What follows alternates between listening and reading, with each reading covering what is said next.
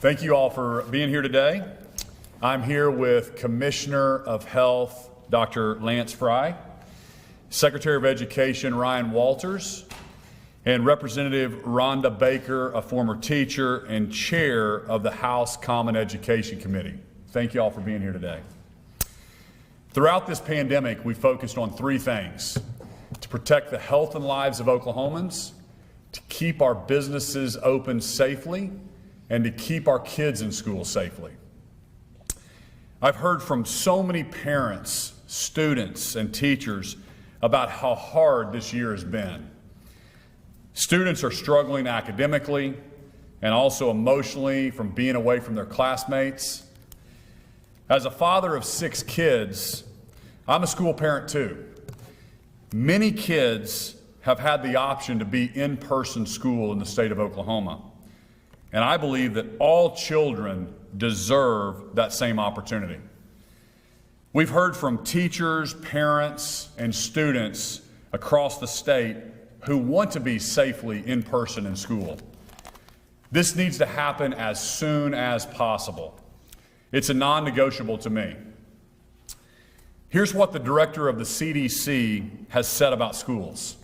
I'm quoting, "There's extensive data to confirm K through 12 schools can operate with face-to-face learning, and they can do it safely, and they can do it responsibly." He also said the infections identified in schools were not acquired in schools. They were actually acquired in the community and in the household, but it's not inter-school transmission. The truth is, for kids K through 12, one of the safest places they can be, from our perspective, is to remain in school. And it's really important that following the data, making sure we don't make emotional decisions about what to close and what not to close. And I'm here to say clearly the data strongly supports that K through 12 schools, as well as institutes of higher learning, really are not where we're having our challenges. And it would be counterproductive from my point of view, from a public health point of view, just in containing the epidemic, if there was an emotional response to say, let's close the schools. I am committed to making sure that each Oklahoma child can get the education that they deserve. You know, we sent PPE to every single school in the state. We provided grants for schools to help cover COVID expenses. We've worked with the health department and the CDC to reduce quarantine times down to 7 days with a negative test. We've limited attendance at school activities to 4 spectators per person, per participant, no more than 50% capacity. This lets students keep doing the things they love while keeping everyone safe. And now today, I'm pleased to announce that I've directed the State Department of Health to move K through 12 teachers and support staff who interact with students up to phase 2 of our vaccine distribution plan. Our teachers are so important to me. We know this more than ever before, especially the moms and dads who have tried to help teach their kids through distance learning. We're going to get through this, and we're going to get our kids back to school safely. Now I want to turn it over to Dr. Frye for some updates.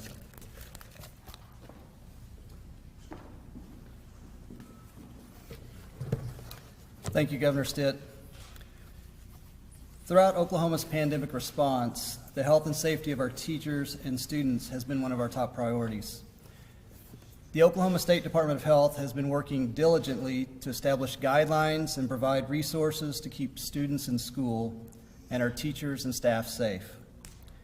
Moving K through 12 teachers to phase 2 for vaccine priority will help ensure we get all of our teachers and students back in school safely and as soon as possible in the new year. We continue to innovatively work with school districts to balance the health, safety, and well-being of our students, teachers, and staff to ensure academic success for all. Our teachers are on the front lines of this pandemic, and moving them up in priority is another tool we can give them to help get everyone back in school and keep them safe.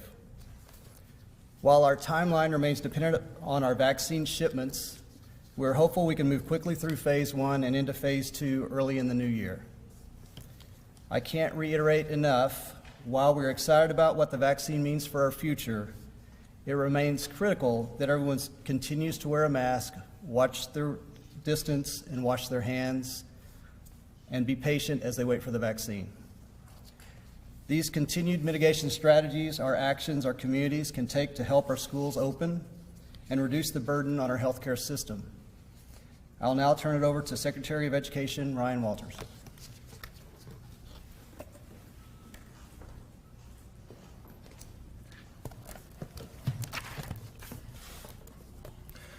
As a teacher, there is nothing I love more than being in the classroom with my students. Watching students learn firsthand, developing that relationship with all of my students, it brings me a kind of joy that's really unique. I know thousands of teachers across the state feel the same way, and they want to have students safely return to their classes so that they can have that impact on their students. Moving teachers up in priority for this vaccine shows that we know teachers are critical as we continue to fight this pandemic. We know many of our students are falling behind academically. We must do everything we can for every Oklahoma student to ensure that they have the best education possible while minimizing the risks as best as we can. I believe moving teachers up for the vaccine shows we value their work and we value their contribution to the state of Oklahoma. I can't wait to get back in the classroom and see all of my students, and I know that teachers around the state can't wait for that opportunity also. I will now turn this over to House Education Chairman Rhonda Baker, a former teacher also.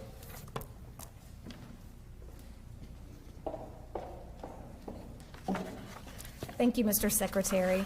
Thank you all. I am Representative Rhonda Baker, as he said, a former teacher.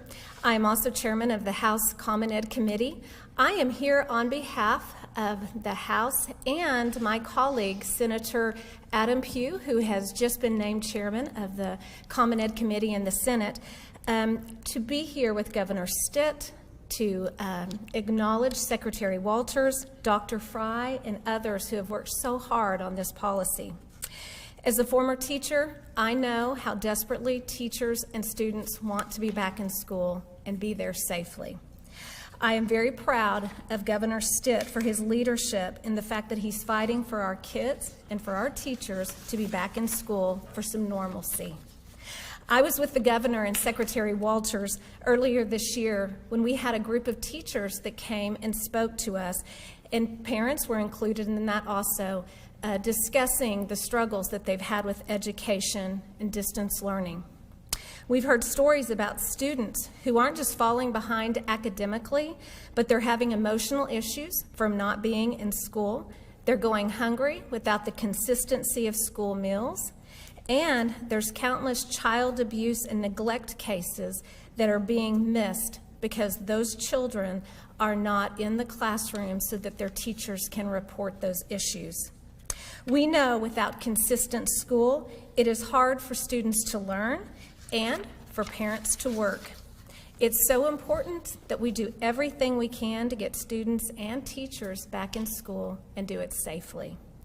So, giving our teachers the COVID-19 vaccine as soon as possible will allow us to safely get our kids back to school and the teachers to be back where they desperately want to be. Governor Stitt, Commissioner Frye, Secretary Walters, thank you all for your leadership and for continuing to fight for our teachers and our students. Thank you.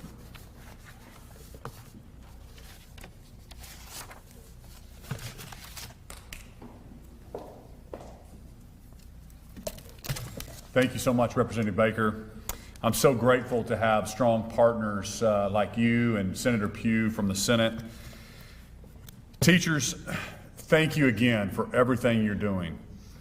I know this year has been super challenging, like no other school year ever. I've listened to your stories about how hard it is to prepare an A-B lesson plan, also teach some of them in person and also do a online version of a lesson plan. I want you to know that there is light at the end of the tunnel. I know so many of you want nothing more than to be back in the classroom teaching students. That's what you love to do. We are going to make this happen. Parents and students, I hear you. I'm fighting for you. Let me be very clear. I want every Oklahoma school child to have an in-person option in January, period. We want every kid in the state of Oklahoma to have that opportunity. If you're with me, call your local school boards. Thank them for giving you an option to choose what's best for your kid. If you don't have that option, tell them your story. Let them know how important it is for you, your kids, your community. And also, don't forget that one of the best ways that we can fight for getting our kids back in school is to do our part as a community to slow the spread. Yesterday, I was in Lawton, Oklahoma, as we did the vaccine rollout for Southwest Oklahoma. We gave the first respiratory therapists, ER nurses, ER doctors, their vaccine. They're distributing it across Southwest Oklahoma. 2 days ago, we were here in Oklahoma City at a press conference at Integris, and Hannah White, the first person in Oklahoma to receive a vaccine, the ER nurse. They've since given out 1,600 vaccinations. All over Tulsa, all over Tulsa, they are distributing the vaccine now. So hope is coming. But we can't take our foot off the gas. Please follow the 3 W's. Washing your hands, watch your distance, and wear a mask. We've got to keep doing this together. Hope is around the corner.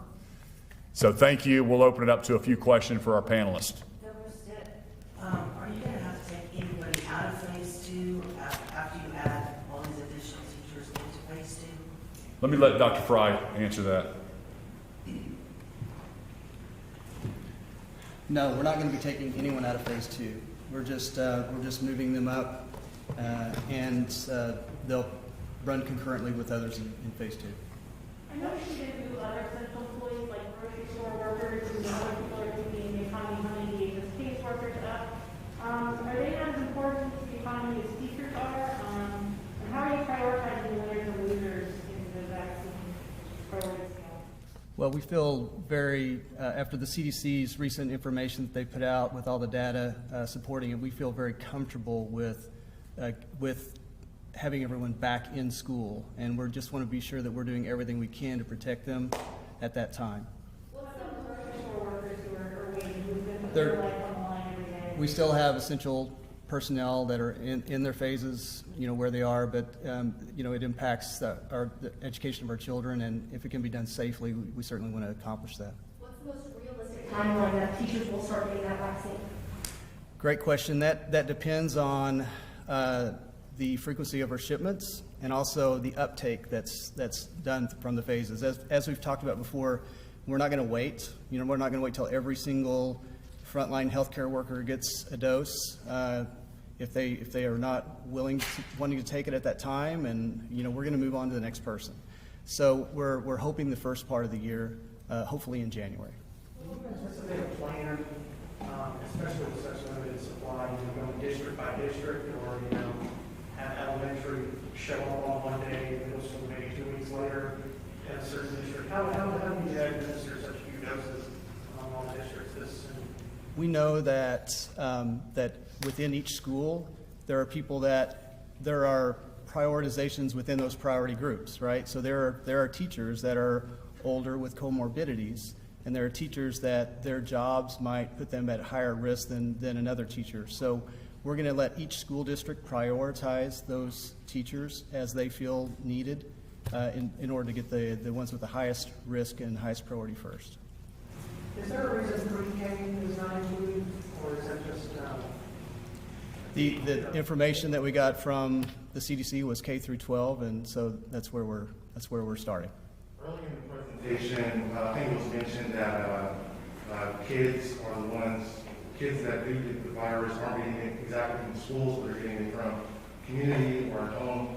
What has been done, or what is going to be done in order to make sure that kids don't spread it to each other within the schools? Because we've seen examples throughout the pandemic of parents sending their kids to school even though they have COVID or knowing they have symptoms. So what is the plan as far as that goes? Well, we've worked with the schools and given mitigation efforts to them, ways that they can help mitigate the spread throughout the schools by having assigned seating, having desk or seats spaced at the proper spacing things, and CDC has come out with guidelines for them as well, as far as guidelines to help them do this safely. Are there any penalties for a teacher who does not want to be vaccinated and maybe they want to see things play out a little longer? No, there are no penalties for anyone who does not want the vaccine. Now, substitutes, extra staff also be getting the same time vaccine during with the teachers? We will be doing support staff as well.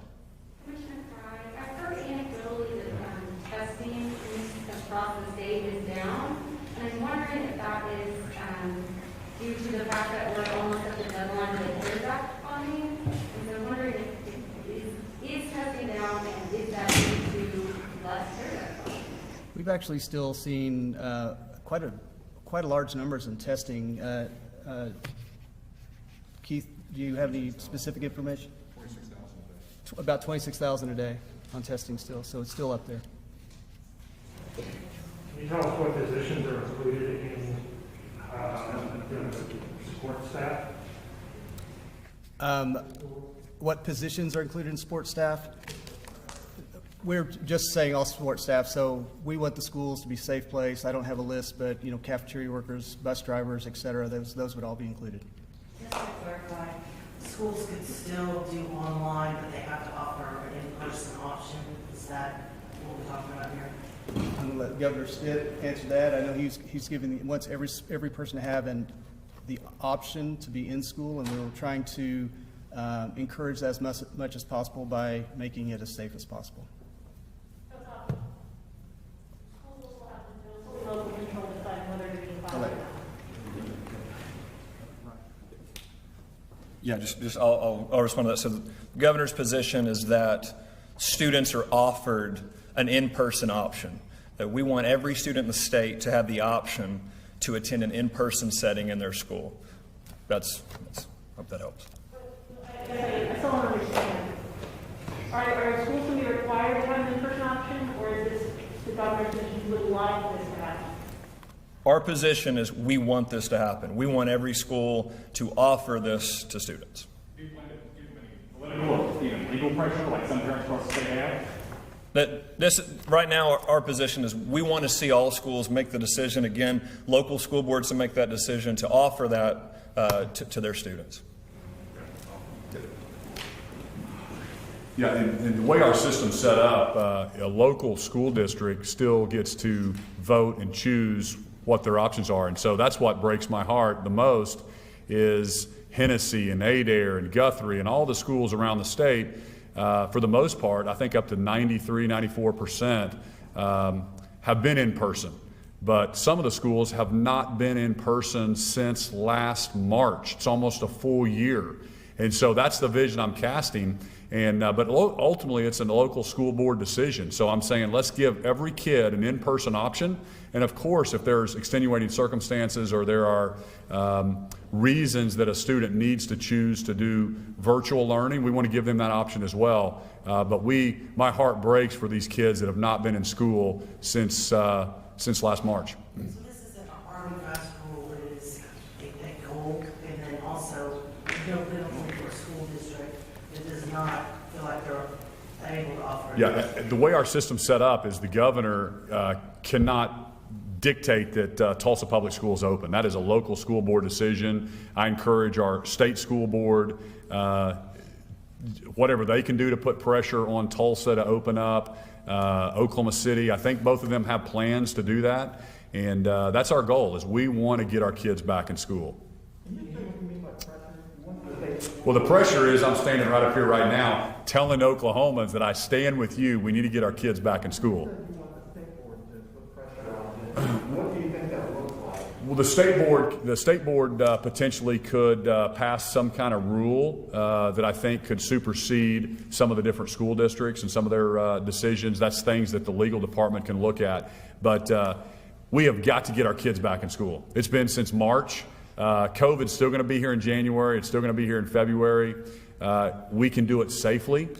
Kids, educating our young people is a non-negotiable. So is the health and life of Oklahomans. So is keeping our businesses open. We have to look at all those together, and we have to do it safely. And I believe we can. I mean, you see different states, New York City, for example, are wanting their kids in school. The CDC is stating that we need to get our kids in school. There are other consequences with keeping them at home, and those are things that the media is not talking about, and we need to talk about to make sure there are consequences with keeping our kids not in school.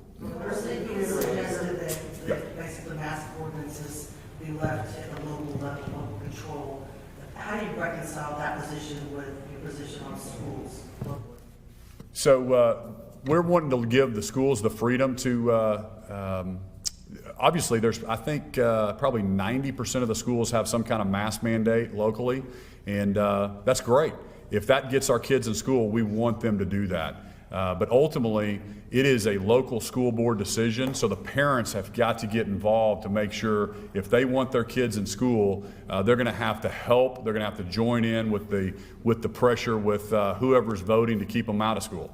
Well, you mentioned that the State Board of Ed could pass some sort of rule asking that schools have in-person options. Will you, I mean, you control the majority of the members on the State Board of Ed, or who appointed them, I should say.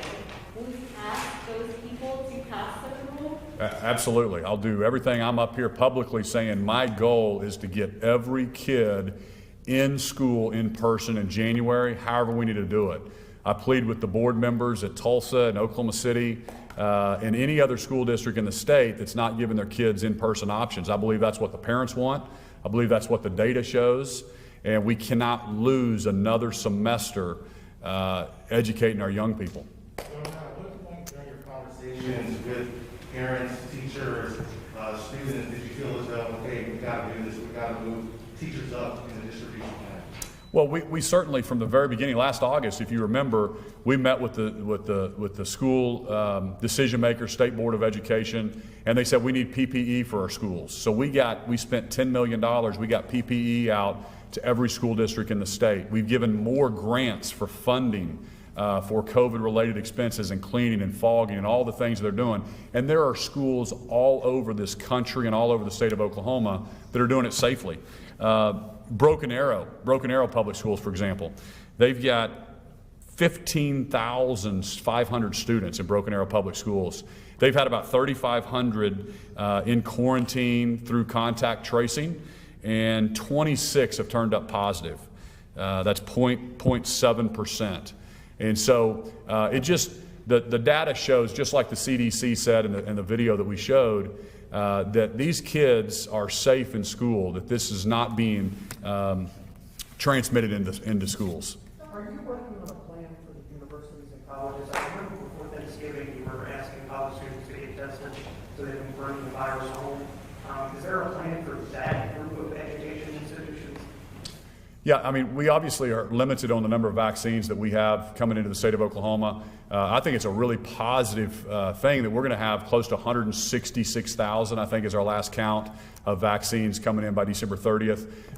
Universities have been in person, or depending on the class size, they've done some virtual stuff.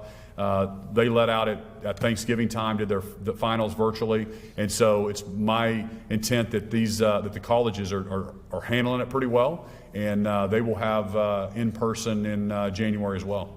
Dr. Frye, can you go over, so if we're going to continue to work on phase one, will we be in phase one still while administering phase two, teachers and others?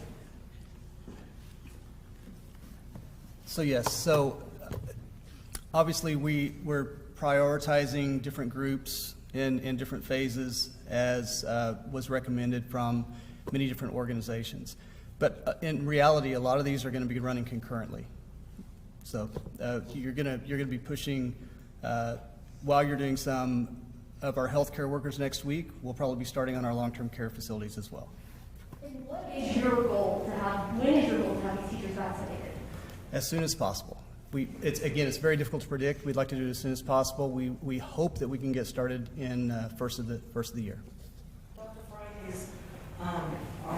is it safe to do in-person learning if you've got a high community transmission level? There's data out there looking at that, and they have some plans on how to help mitigate those situations. So we think we can do it, especially if we can get people vaccinated. Does it matter where in phase 2? Like, obviously there's a few steps in phase 2 for different groups of people getting vaccinated. And I know that you said that it'll all kind of run concurrently, but does it matter where in phase 2 that teachers are? We know a lot of them are going to be in the, we're starting with the highest risk groups, obviously, long-term care facilities, 65 and older with comorbidities, but we know that teachers are going to be fitting into some of those groups. And so they're going to run concurrently with some other groups within that same phase. Before we go, a quick question. Can you give us an update on what happened to the unemployment check announcement that was supposed to take place last week? Now those checks are not being distributed. Is that correct? What happened there? Yeah, that was, so the Unemployment Commission basically had some extra money, and the way I understand it, they went to the Department of Labor and they thought they could distribute that directly as one-time payments to the folks that were on unemployment at the time in the state of Oklahoma. They got clearance from them, but then FEMA came back and told them, no, they're clawing back that money. You can't use it for that purpose. So at this time, they got bad information, and they did not want to get those dollars out when there was a question mark and get it potentially clawed back. So at this point, they just let me know that they will not be doing that they got bad information the first time. When you say claw back, the feds took their money back? The feds said that, yes, you can't use it for that purpose. The feds were clawing back because those were federal dollars. So that $60 million was being clawed back, or basically retrieved back from FEMA, was taking it back from the state of Oklahoma.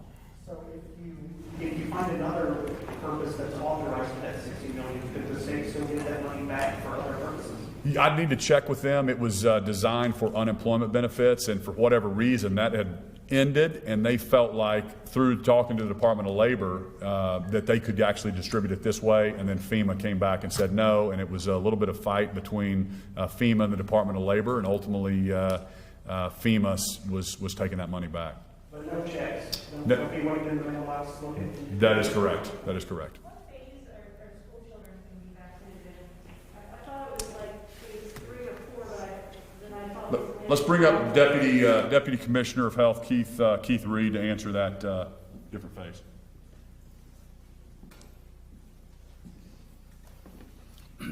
So at this time, the Pfizer vaccine, which is the only one that has got the emergency use authorization, is not authorized for anybody under 16. So many of the children in the K through 12 category are not yet eligible for vaccine. We haven't seen yet what the Moderna vaccine, which potentially is coming this weekend as another one with EUA. We don't know the categories on that. We don't really anticipate that it will be authorized for that group either, because not a lot of study has been done on that age group. While you're up there, I got a quick question. I saw a report that said the Pfizer vaccine vials have more in it. Does that mean more people are getting vaccinated in Oklahoma than you originally expected, or how does that work? So yes, that is correct. What we're finding, we found this out on day 1 and 2 of administration. We started getting reports back that they were able to get 6 doses, sometimes 7 doses out of a 5-dose vial. And we reached back to CDC to make sure we had authorizations to continue to use those doses, because the EUA authorization was for 5 doses per vial. They've given authorization, so now we're looking at potentially, a 20% increase in the vaccine we've got in those doses. So if you're talking about 40,000 doses into the state, that's about potential for 48,000 that we could get. Now, it depends from vial to vial, so we'll have to see how that plays out. But yeah, that's great news for us that we can get additional resources out of what we've been sent. But I imagine you still have that shelf life issue, so you've got to get those out fastest. Sure, when you have a vial open, you're going to go through that vial and use it and then move on to the next one. So that extra dose will be used as we move through all the vaccine. So I don't anticipate shelf life will become an issue for that. Do you anticipate children will be quarantined at school? Because I assume COVID's not going to go away in school, children can't be vaccinated. So we'll continue to work with the schools to make sure that they have the safest environment possible. We'll continue to work with them on the best possible mitigation measures to prevent transmission within the schools.